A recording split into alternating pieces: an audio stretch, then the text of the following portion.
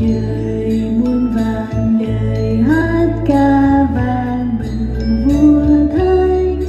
Cứu Chúa Giêsu ơi, mang chân khô xưa Ngài nằm là chính tâm hồn con kiên xin trước Ngài giờ đây.